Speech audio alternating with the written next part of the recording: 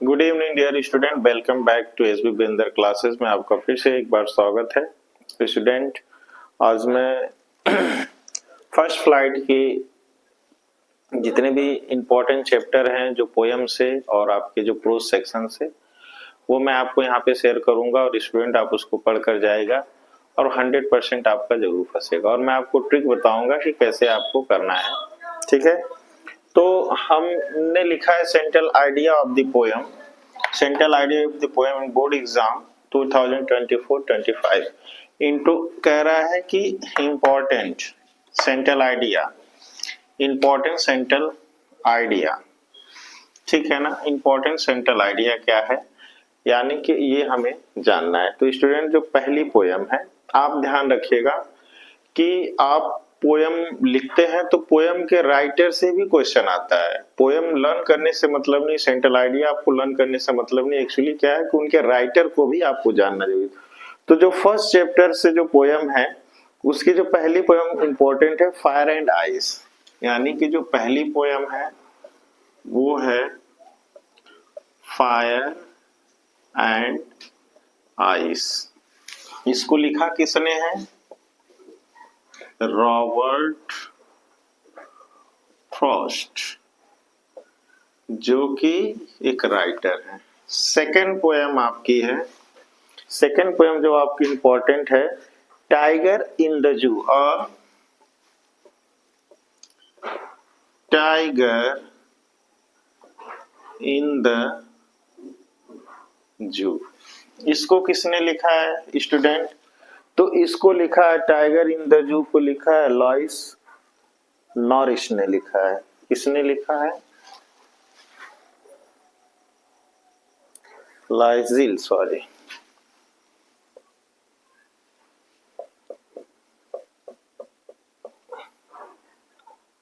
Norris,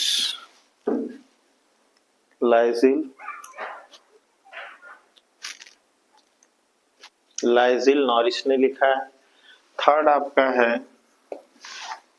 third आपका जो important है, थर्ड आपका इंपॉर्टेंट है the tale of custard dragon, the tale of Kirsten, the tale of custard, sorry, the tale of custard, the tale of custard dragon है, ये भी important है। The tale of custard the dragon, इसको किसने लिखा है? Dragon, the tale of custard dragon को लिखा है ओर्गेन नास ने। किसने लिखा है? ओर्गेन नास ने। ठीक है, उसके बाद जो आपकी और एक पोयम इंपॉर्टेंट है स्टूडेंट, जो चौथी पोयम है, चौथी पोयम आपकी है द ट्रीज। क्या है? द ट्रीज, जिसको किसने लिखा है? द ट्रीज को लिखा है एड्रिंग रीच ने। किसने लिखा है? एड्रिंग रीच। किसको, इसको किसने लिखा है? एड्रिंग रीच ने, सॉरी, एड्रिंग रीच, यहाँ पे डबल ही होगा, सॉरी, एड्रिंग रीच ने लिखा है। ठीक है, ये आपकी चारों पोयम जो है वो है क्या है? ये मोस्ट इंपॉर्टेंट है। ये आपके राइटर हैं, ठीक है, जिसने क्या किया है? कंपोज किया है। ठीक है, ये आपके सभी क्या हैं? इंपॉर्टेंट पोम्स है और सेंट्रल आइडिया, सेंट्रल आइडिया से भी क्वेश्चन हो सके पूछ दे। ठीक है, ये चारों पोएम आपके लिए इंपॉर्टेंट है। Fire and ice, compose by Robert Frost, a tiger in the zoo, Leslie Norris, the tale of Kirsten the dragon, जिसको लिखा ओर्गेन डेन नास ने, द ट्रीज। ये आपकी चारों पोएमें इंपॉर्टेंट है। इन पोएमों को आप पढ़कर जाइएगा इससे आपके जो क्वेश्चन पुटअप होंगे, जो आपके क्वेश्चन पुटअप होंगे स्टूडेंट, वो क्वेश्चन क्या होंगे, स्टेंजा बेस्ड आपसे क्या पूछे जाएंगे, क्वेश्चंस।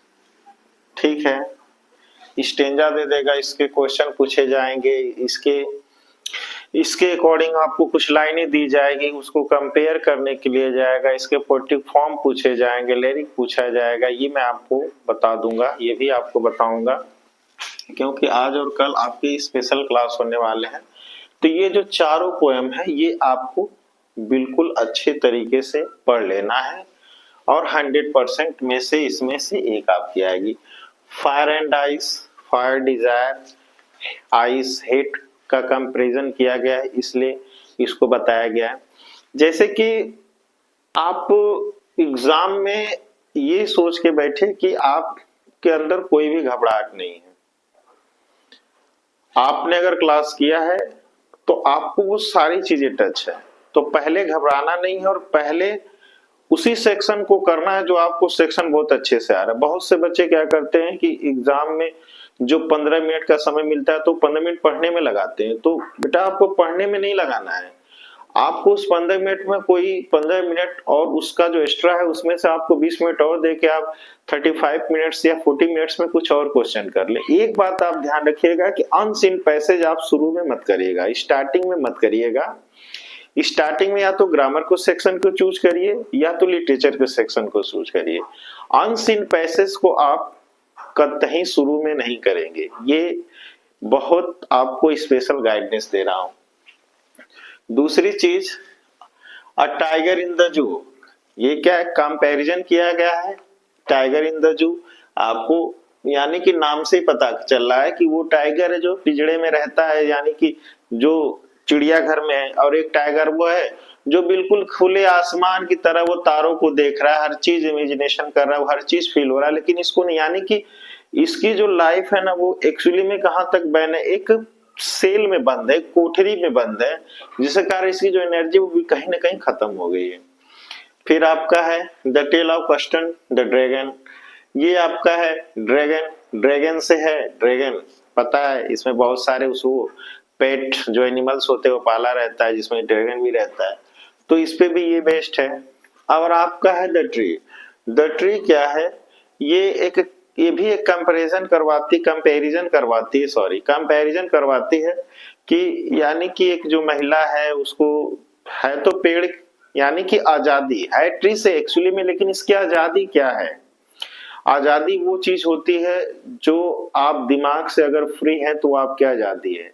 आपको कितने भी आलीशान लाइफ, लग्जरियस लाइफ दे दी जाए, लेकिन अगर दिमाग से फ्री नहीं है, अगर आप माइंड से फ्री नहीं कि आपको ये काम नहीं करना, वो काम नहीं करना, तो उस फ्रीडम का कोई मतलब नहीं होता है। ठीक इसी तरह ये महिलाओं के अकॉर्डिंग इसको किया गया है कि यानी कि ये क्यों कैसे है, लोगों को कैसे बैन किया जाता है, लोगों को बैन न करने से उनका बिहेवियर क्या होता है। यानी कि ये समझिए किसी बच्चे को बार बार आप अगर बहुत बंदिशों में रख रहे हैं तो उससे स्टूडेंट क्या होगा ना कि उससे ये होता है ना कि वो जो है वो किसी काम को आप जितना मना करेंगे उसी काम को करेंगे। तो ठीक इसी तरह तो इस एग्जाम के अकॉर्डिंग ये जो चारों पोएम आपको पढ़ लेना है, इससे स्टेंजा बेस्ड क्वेश्चन आएंगे। और मैंने स्टूडेंट इसमें आपके कुछ क्वेश्चन है जो मैंने लिए हैं, इसको मैं आपको सॉल्व करवा दूंगा आज और कल में, आपके टोटल जितने भी है मैं सॉल्व करवा दूंगा। इसमें कैसे है, जैसे कि इसमें आपके ऑप्शन है, जैसे there are select the option the applied the same rhymes schemes as a lines of given the extracts, जैसे स्वीट, वॉन, ग्रीन, स्वीट, यानी कि एक पैलर में चलता है ए बी सी डी, जैसे कि उसके नीचे सी वाला है कि केयर, ग्रीन, शेयर, कीन। ये वाला मैं आपको कल मॉर्निंग में सॉल्व करवा दूंगा, ये लिटरेचर के सेक्शन से है और इसको मैं आपको सॉल्व करवाऊंगा कि ये कैसे आता है, इसको आप वन शॉट में कैसे कर सकते हैं, ये आपको स्टूडेंट जानने की जरूरत है।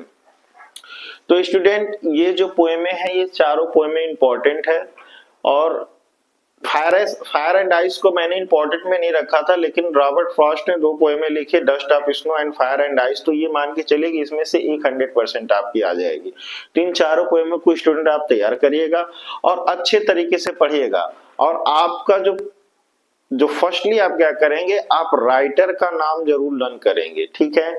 और राइटर का नाम आप लर्न करेंगे, और लिखने का मैं आपको थोड़ा सा ट्रिक बता देता हूं, यानी कि आप लिखेंगे कैसे।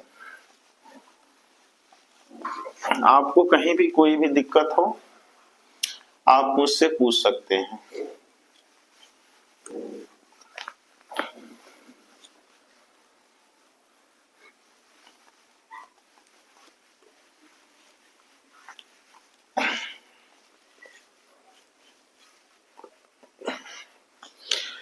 हाँ तो स्टूडेंट, मैं आपको लिखने का जैसे तरीका बता देता हूँ। मेरे पास एक अनसॉल्व पेपर है, जैसे कि सेक्शन ए रीडिंग स्केल, यानी कि आप जब क्वेश्चन लेंगे तो आप क्वेश्चंस को लिखेंगे, और क्वेश्चन में कौन सा लिखेंगे, सेक्शन ए। सेक्शन ए कौन सा है, रीडिंग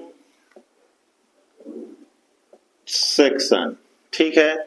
और इतना लिखने के बाद आप नीचे क्या करेंगे, ऐसे एक लाइन खींच देंगे। सेक्शन ए में कौन सा कर रहे हैं, फिर आपका सेक्शन बी।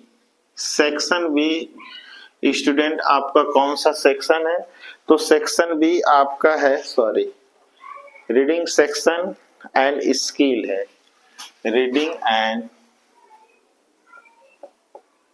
स्किल्स, ठीक है। सेक्शन बी आपका जो है, सेक्शन बी आपका है, सेक्शन बी आपका है राइटिंग स्किल एंड ग्रामर। तो आप इस तरीके से लिखेंगे, section B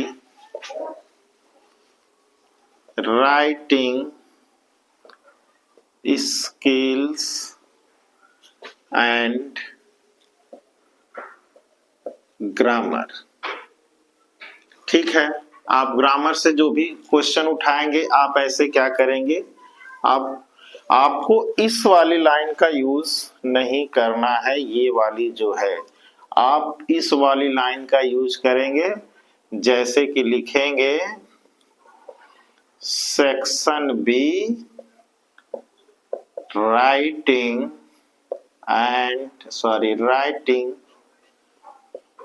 skills and grammar section and grammar, ठीक है।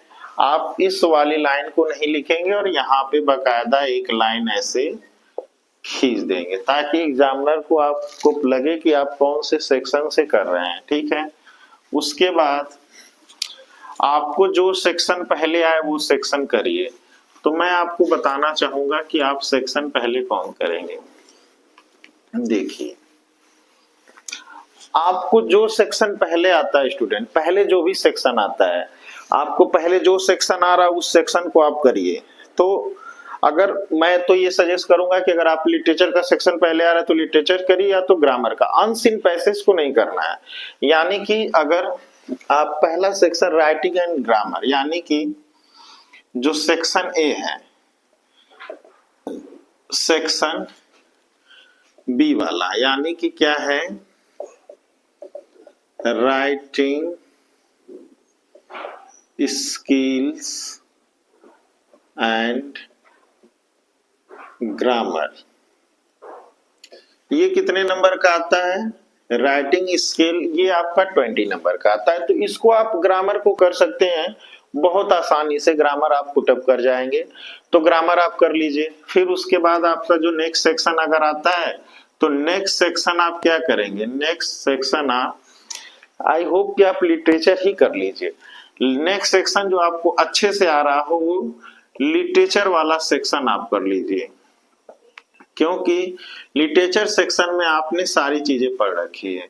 और लिटरेचर कितने नंबर का आता है, 40 नंबर का। तो टोटल आपके कितने हो गए, टोटल हो गए 60।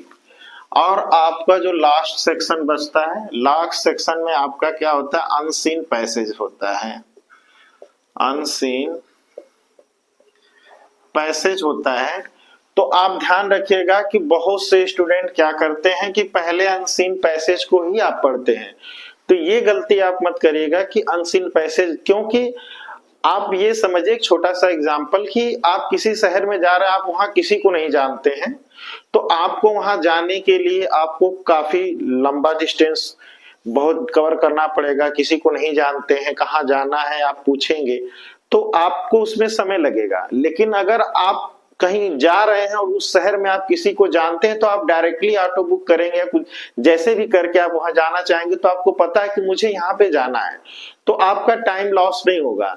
तो अगर आप अपना टाइम बचाना चाहते हैं, क्योंकि पेपर आपको लेंदी लगेगा लेकिन होता नहीं, क्योंकि आप अपनी गलती से पेपर क्या करते हैं कि लेंदी बना देते हैं। तो आप अनसीन पैसेज को, मेरी यही गाइडेंस है कि आप अनसीन पैसेज को पहले टच मत करिएगा, अनसीन पैसेज को आप लास्ट में करिएगा। अगर उसके बाद अगर आपका छूट जाए तो कमेंट बॉक्स में मुझसे बताएगा कि सर ऐसा हो गया। तो अनसीन पैसेज को आप नहीं करेंगे, कोशिश करेगा कि पहले राइटिंग एंड ग्रामर सेक्शन को करें, उसके बाद लिटरेचर सेक्शन को करें जो कि 40 नंबर का, और ये आपका अनसीन पैसेज 20 नंबर। स्टूडेंट आपका टोटल 80 नंबर का है। आप ध्यान रखिए अगर आप 70 नंबर का करके जाते हैं तो आपकी जो कॉपी है वो 70 पे चेक होगी, क्योंकि ऑलरेडी आप 10 नंबर क्या हो जाएगा, आपका 10 नंबर माइनस में हो जाएगा। तो इस बात का आपको ध्यान रहे। तो आप ग्रामर को छोड़कर बाकी सब में आपको है कि आपको नंबर मिलने की आपके चांसेस बन जाएंगे। तो स्टूडेंट इस बात का ध्यान रखिएगा कि आप कॉपी को ऐसे ही करिएगा, और ऐसे अगर आप पुटअप करते हैं आई होप कि आपके अच्छे नंबर आएंगे एग्जाम में। तो पहले आप कोशिश करिए कि writing skill and grammar section को ही करिए, लिटरेचर, इन दोनों में से आपको जो बहुत अच्छे से आ रहा है वो करिए। लेकिन अनसीन पैसेज आप पहली बार नहीं करेंगे, क्योंकि 15 मिनट आपके पेपर को भी दिया जाता है पढ़ने के लिए। इस 15 मिनट में आप पेपर को ना पढ़कर आप चाहे तो writing section and grammar section को कर सकते हैं या तो लिटरेचर सेक्शन को कर सकते हैं। और जब तक आप इन दोनों सेक्शन को स्टूडेंट क्लियर करेंगे, आप पूरी तरीके से कर पाएंगे, तब तक जो आपका कॉन्फिडेंस लेवल है वो बढ़ जाएगा। तब जो अनसीन पैसेज है वो आपको काफी अच्छे तरह से समझ में आएगा, क्योंकि आपके जो माइंड में जो चीजें डाउटफुल है वो बहुत तेजी से क्या होंगी, वो बहुत तेजी से रिमूव होने लगेंगी। लेकिन अगर आप अनसीन पैसेज को एक्चुअली में पहले करते हैं तो आपको डाउट शुरू से ही होता जाएगा, जो आपको चीजें आ रही वो भी आप भूलते जाएंगे। तो आप पहले आप इन्हीं दोनों सेक्शन को करिएगा, लास्ट में अनसीन पैसेज को करिएगा। तो स्टूडेंट ये आपके लिए स्पेशल क्लास था, आपको मैंने बताया। अभी मैं आपको कुछ ही देर में मैं आपको फर्स्ट फ्लाइट के जो आपके जो प्रोज सेक्शन है वो चैप्टर कौन कौन से इंपॉर्टेंट है वो मैं आपको अभी बताऊंगा। तो गाइस अगर आपको पसंद आए तो लाइक और शेयर और सब्सक्राइब करिए। Thank you.